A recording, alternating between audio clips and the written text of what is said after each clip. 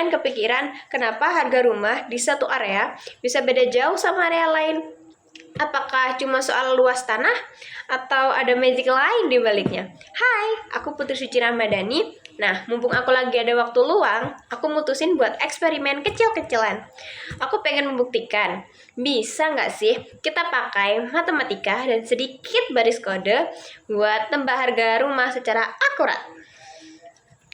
Amunisinya simpel aja. Aku pakai Google Colab dan bahasa Python. Untuk datanya, aku nemu dataset keren di Kaggle yang isinya detail banget. Mulai dari luas bangunan sampai kualitas materialnya. Di sini, aku pakai Pandas buat ngerapiin data. Lalu, untuk buat grafiknya, aku pakai Matplotlib. Nah, seperti itu. Dan yang untuk otak yang bakal mikir buat prediksinya, aku pakai Secretland. Di situ contoh Secretlandnya banyak ya. Ada yang untuk standar, scalar, ada untuk trend test, dan lain-lain. Alurnya gini, pertama, aku masukin datanya dari Kaggle ke Google Colab.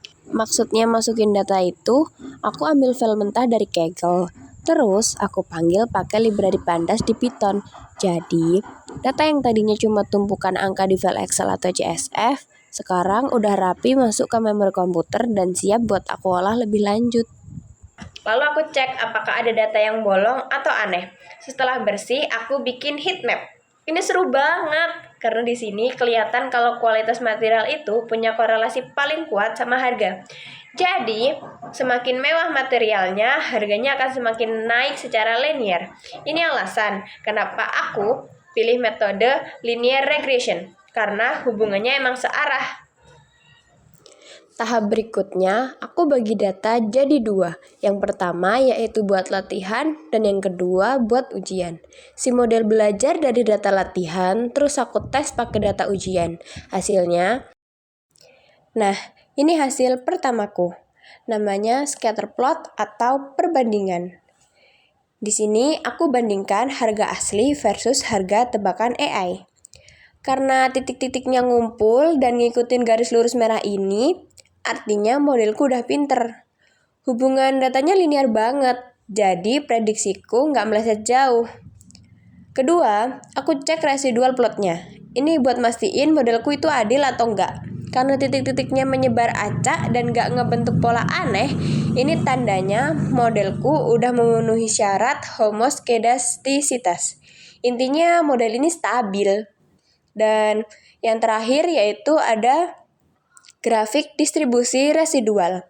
Coba lihat, bentuknya kayak lonceng dan puncaknya tepat di angka 0.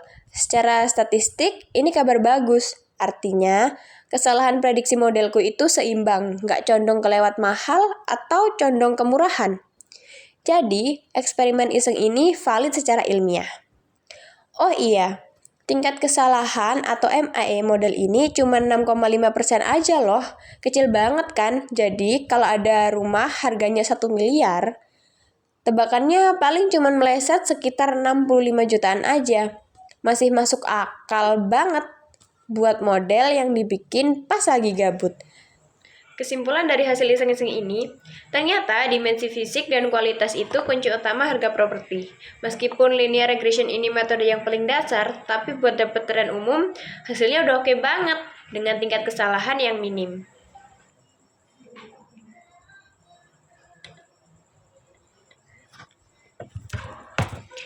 Ternyata mainan data itu nggak sesulit yang dibayangkan, malah seru banget karena kita jadi tahu pola di balik angka-angka.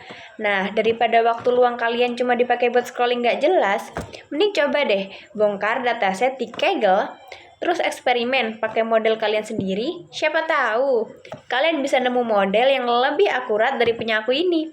Yuk cobain sekarang!